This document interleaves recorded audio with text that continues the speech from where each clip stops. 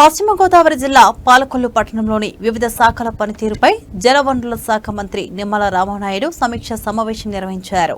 అనంతరం మున్సిపల్ కార్యాలయంలో ఏర్పాటు చేసిన విలేకరుల సమావేశంలో మంత్రి మాట్లాడుతూ పాలకొల్లు ప్రజలకు స్వచ్ఛమైన తాగునీరు అందించేందుకు చేపట్టిన విఘ్నేశ్వరం పైప్ లైన్ ప్రాజెక్టు ఆలస్యానికి గత వైసీపీ ప్రభుత్వమే బాధ్యత వహించాలని విమర్శించారు. 2014లో మే నెలలో పాలకొల్లు పట్టణంలో ప్రజలు ఒక పూట మాత్రమే నీరు అందుకోవాల్సిన పరిస్థితి ఏర్పడిందని, ప్రజల ఇబ్బందులను దృష్టిలో ఉంచుకొని విఘ్నేశ్వరం నుంచి నేరుగా పైప్ లైన్ ద్వారా స్వచ్ఛమైన మంచినీరు అందించాలని నిర్ణయించినట్లు తెలిపారు.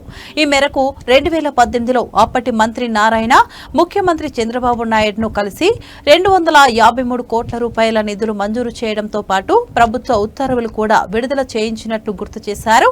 అయితే పనులు ప్రారంభమయ్యే సమయంలో ప్రభుత్వం మారిపోయిందని, వైసీపీ హయాంలో మంత్రిగా ఉన్న బొత్స సత్యనారాయణను ఈ ప్రాజెక్టుపై తాను పలుమార్లు ప్రశ్నించానని తెలిపారు. అప్పట్లో 253 కోట్లతో పరిపాలనా అనుమతులు ఇచ్చామని, 24 నెలల్లో పనులు పూర్తి చేసి ప్రజలకు తాగునీరు అందిస్తామని బొత్స సత్యనారాయణ స్పష్టంగా చెప్పారని గుర్తు చేశారు. అయితే హామీలు ఇచ్చిన ప్రాజెక్టును పూర్తి చేయకుండా ప్రజలకు స్వచ్ఛమైన మంచినీరు అందకుండా చేసిన విధ్వంసానికి వైసీపీ ప్రభుత్వమే కారణమని మంత్రి నిమ్మల రామనాయుడు తీవ్రస్థాయిలో విమర్శించారు. ప్రజల అవసరాలను దృష్టిలో పెట్టుకుని ప్రస్తుతం పెండింగ్ లో ఉన్న పనులను వేగవంతం చేసి పాలకులు ప్రజలకు మెరుగైన తాగునీరు సౌకర్యం కల్పించేందుకు ప్రభుత్వం కట్టుబడి ఉందని ఆయన పేర్కొన్నారు.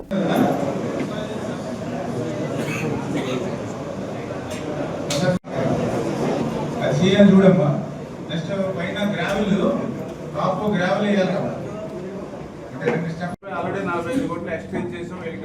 జిల్లాలో ఏందే హైయెస్ట్ అని ఆయన అంటూ ఉన్నారు. అది మళ్ళీ కృష్ణబాబు గారు జరిగింది. ఈవేళ పాలకొల్లు పట్టణం అభివృద్ధి లక్ష్యంగా ఈరోజు వారం వారం రివ్యూ చేసుకుంటున్న విషయం మీ అందరికీ తెలుసు. వాటర్ వర్క్స్ కూడా మనకి ఇంపార్టెంట్ పాలకొల్లులో.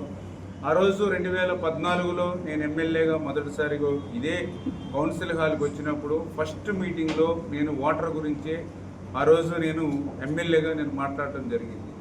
పాలకొల్లు పట్టణానికి 20 ఎకరాలు చెరువు మాత్రమే ఉంది. ఇది వేసవి కాలం వస్తే ఒంటిపోటిస్తూ ఉన్నారు, కరెంటు కట్ చేసి ఇస్తూ ఉన్నారు. దీనికి శాశ్వతమైనటువంటి పరిష్కారం కావాలి అని ఆ రోజు కూడా నేను మాట్లాడటం జరిగింది. దానికి రెండు ప్రత్యామ్నాయాలు. ఒకటి, ఎక్కడైనా 30, 40, 50 ఎకరాలు ఎక్కడైనా తీసుకుని ఒక రెండవ చెరువు ప్యారలల్గా డెవలప్ చేయడం ఒకటి మార్గం. లేదు, ఆ 40, 50 ఎకరాలు ఒక చోట రావాలని అంటే అక్కడ కోర్టులు కానీ ఇతరత్ర వాటి వల్ల అక్కడ ఎక్కడ కూడా మనం ల్యాండ్ ఎక్విజిషన్ చేయలేనటువంటి స్థితిలో దానికి ప్రత్యామ్నాయంగా రెండవది విఘ్నేశ్వరం నుంచి డైరెక్ట్గా పైప్ లైన్ వేసుకుని ఆ పైప్ లైన్ ద్వారా మన ట్యాంకుల్లోకి 24 గంటలు 365 రోజులు కూడా నీళ్లు తీసుకోవడం.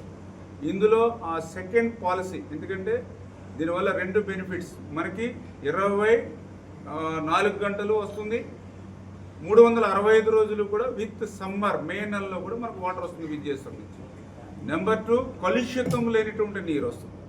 ఎందుకంటే ఈరోజు కాలువలోను, పిల్ల కాలువలోను, బోధుల్లోనూ ఎక్కడ చూసినా ఏ జంతువు చనిపోయినా ఆ కలేబరాలన్నీ కుక్కల దగ్గర నుంచి, కోళ్ళ దగ్గర నుంచి, పశువుల దగ్గర నుంచి కాలువల్లోకి గంటేస్తూ ఉన్నారు.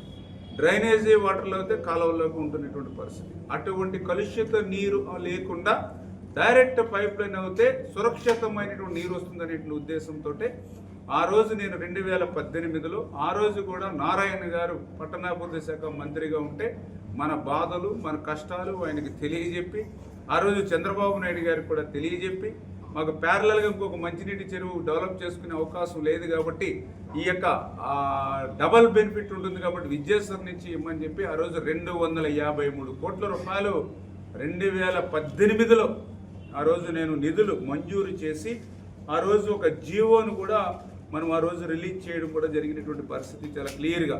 2018 జీవో నెంబర్ వచ్చి 406 406 జీవో నెంబరు 18/12/2018.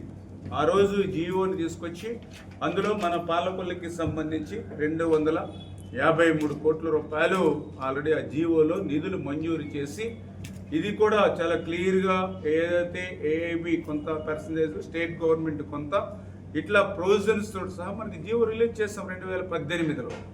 ఈ జీవోను రిలీజ్ చేయడమే కాదు, ఆ రోజు మనం టెండర్లను కూడా పిలిచాము, ఏజెన్సీని ఫిక్స్ చేశాము, శంకుస్థాపన కూడా చేశాము. తీరా పనులు మొదలుపెట్టి జరుగుతున్న సమయానికి ప్రభుత్వం మారింది.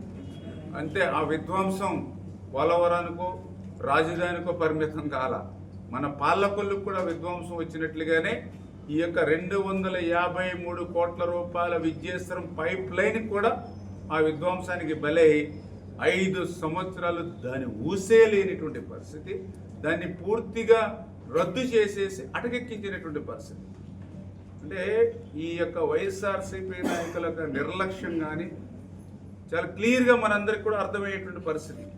ఇది నేనేమో ఈరోజు మళ్ళీ మంత్రిగా ఉండి చెప్పట్లా, చాలా క్లియర్గా ఆ రోజు జీవో చూపించాం. 2018లో మనం శాంక్షన్ ఇచ్చినటువంటి జీవో, ఇవన్నీ కూడా టెండర్స్ అగ్రిమెంట్. ఆ రోజు దాన్ని నేను చెప్పడం కాదు, స్వయంగా ఆ రోజు బొత్స సత్యనారాయణ గారు అసెంబ్లీలో కూడా చెప్పారు. అసెంబ్లీలో కూడా ఆయన చాలా క్లియర్గా ఆయన బొత్స సత్యనారాయణ గారు పట్టణాభివృద్ధి శాఖగా ఆ రోజు నేను ఒక క్వశ్చన్ వేసాం. మంగళవారం 16వ తేదీ జూలై 2019, అంటే మన గవర్నమెంట్ అయిపోయి నెక్స్ట్ వైఎస్ఆర్సీపీ గవర్నమెంట్ జూన్లో వచ్చింది. జూలై నెలలోనే 2019 జూలై నెలలోనే ఆ సెషన్లో నేను ఒక క్వశ్చన్ వేసాం అసెంబ్లీలో. పాలకొల్లు పట్టణ త్రాగునీరు మీద నేను క్వశ్చన్ వేసాం. ఆ క్వశ్చన్ చాలా క్లియర్గా, ఎందుకంటే బొత్స సత్యనారాయణ గారిది కూడా వీడియో ఉంది, పెడతాను మీకు.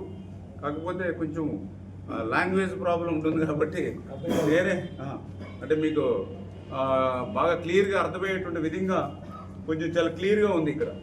ఏదైతే క్వశ్చన్ మనం అడిగాం ఆ రోజు, గౌరవనీయులైన పురపాలక పరిపాలన మరియు పట్టణాభివృద్ధి శాఖ మంత్రి గారు దయచేసి కింద సమాచారం తెలియజేస్తారా? Doctor Nimmala Ramanaidu MLA. Question number 1, Vidyeswaram నుండి పాలకొల్లు వరకు పైప్ లైన్ ద్వారా గోదావరి జలాలను సరఫరా చేయడానికి ఒక త్రాగునీటి పథకాన్ని ప్రభుత్వం మంజూరు చేసిన విషయం వాస్తవమేనా? First question. సెకండ్, అయితే ఆ వివరాలు ఏమిటి? మూడవ ప్రశ్న, ఆ పథకాన్ని ఎప్పటిలాగా పూర్తి చేయడం అవుతుంది అని మనం ఈ యొక్క పట్టణాభివృద్ధి మీద సంబంధించినటువంటి మంత్రికి మనం